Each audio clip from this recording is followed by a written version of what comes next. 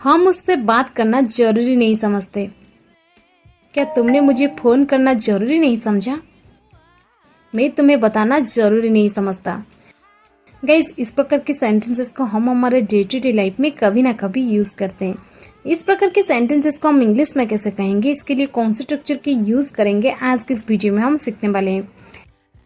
इस प्रकार के सेंटेंसेस को इंग्लिश में कहने के लिए आपको ये स्ट्रक्चर फॉलो करनी है। स्ट्रक्चर में पहले आपको यूज कर देनी है सब्जेक्ट, इसके बाद डू, डॉज या फिर डिड।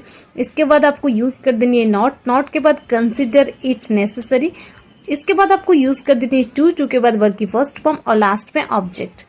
मैं आपको और एक चीज बता दूं, डू डज आप यूज करेंगे प्रेजेंट के केस में, डू आप यूज करेंगे आई, वी, यू, दे, और डज आप यूज करेंगे ही, सी, इट किसी नेम के पास, और डिड आप सभी सब्जेक्ट के पास यूज कर सकते हैं पास्ट के लिए।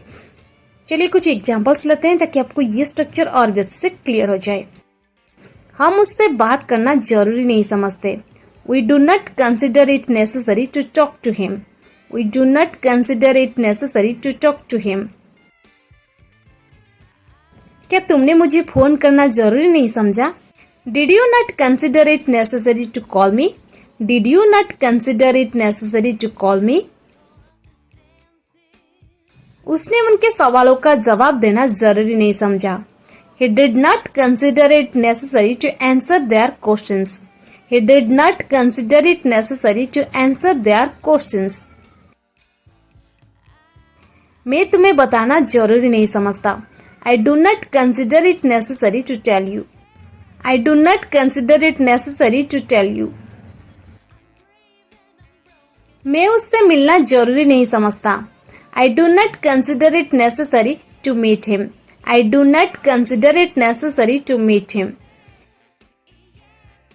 मैंने वहां जाना जरूरी नहीं समझा। I did not consider it necessary to go there. I did not consider it necessary to go there. वो वहां जाना जरूरी नहीं समझती। She does not consider it necessary to go there. She does not consider it necessary to go there.